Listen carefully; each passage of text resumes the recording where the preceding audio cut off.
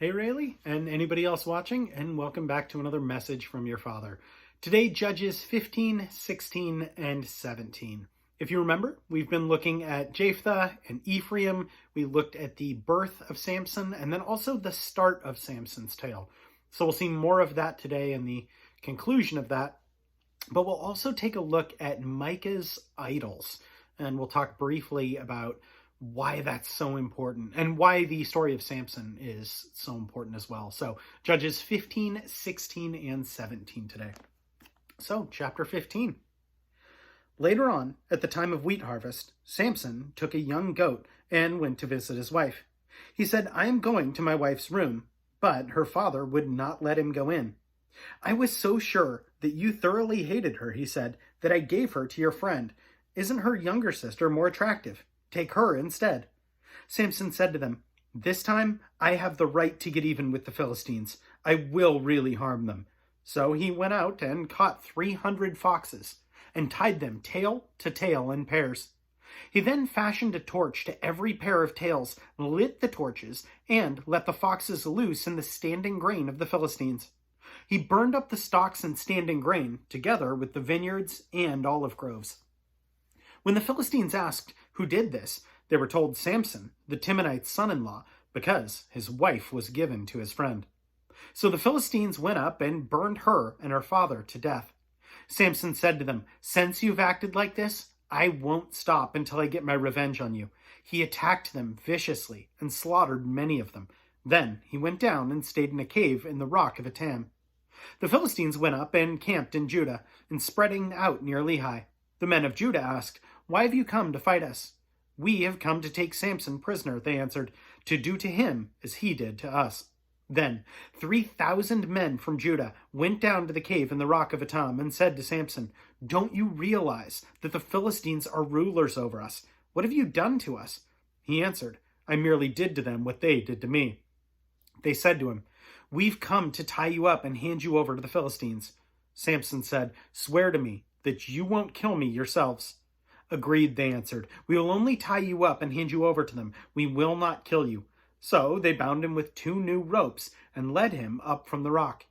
As he approached Lehi, the Philistines came towards him, shouting. The Spirit of the Lord came upon him in power.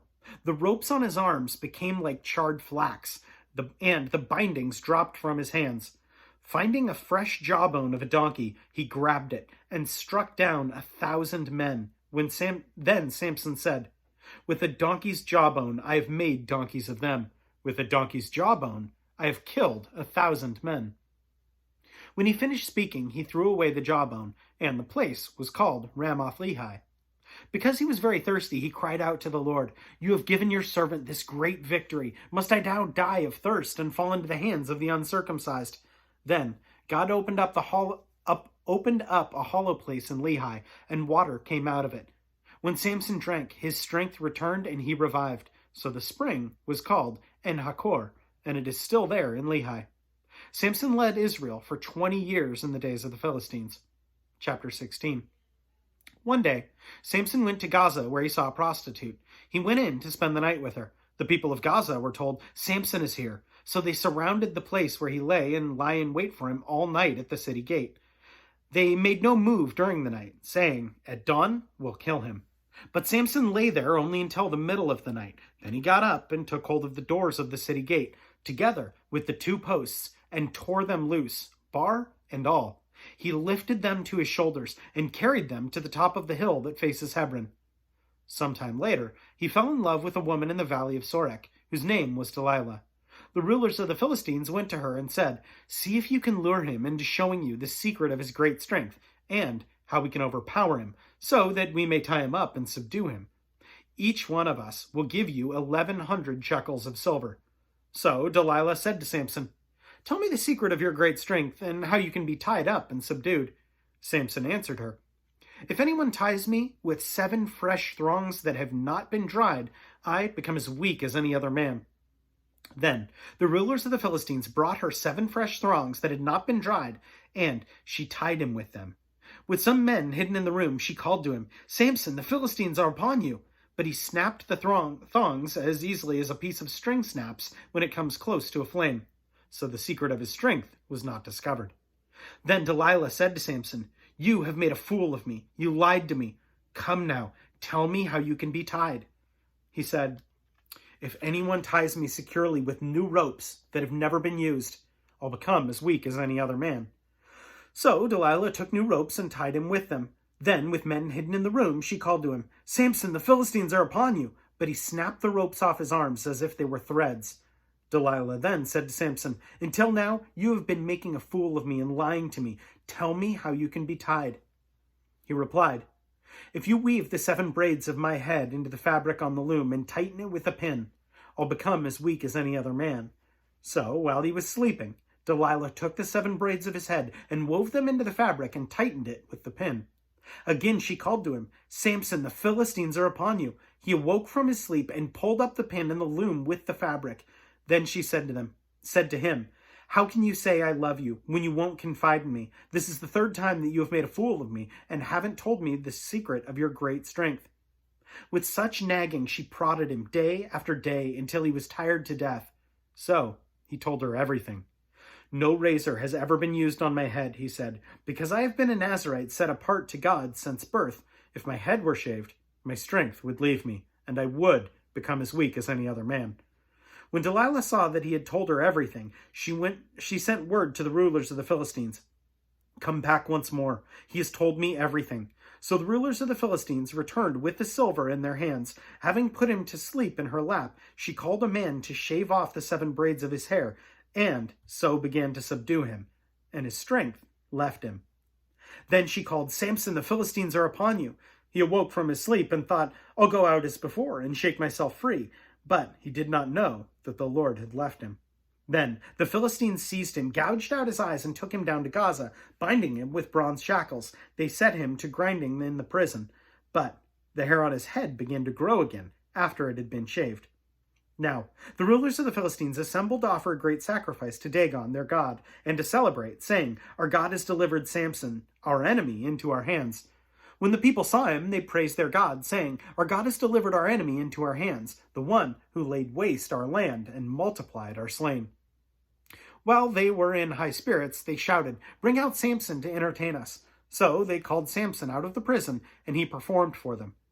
When they stood him among the pillars, Samson said to the servant who held his hand, "Put me where I can feel the pillars that support the temple, so that I may lean against them." Now the temple was crowded with men and women, and all the rulers and Philistines were there, and on the roof were about 3,000 men and women watching Samson perform. Then Samson prayed to the Lord, "O sovereign Lord, remember me, O God. Please strengthen me just once more, and let me, with one blow, get revenge on the Philistines for my 2 eyes." Then Samson reached towards the 2 central pillars on which the temple stood, bracing himself against them, with his right hand on the one and his left hand on the other.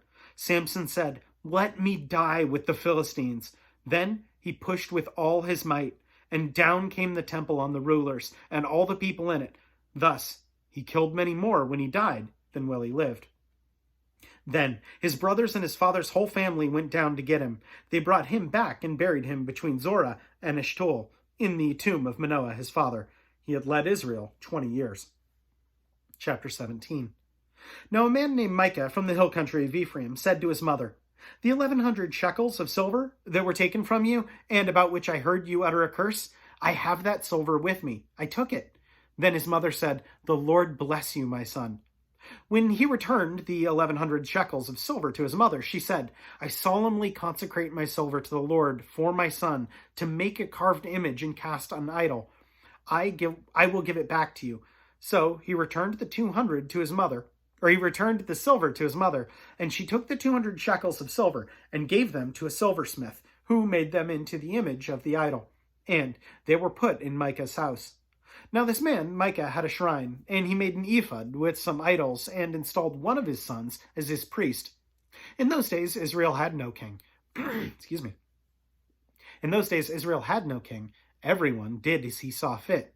A young Levite from Bethlehem in Judah, who had been living within the clan of Judah, left that town in search of some other place to stay.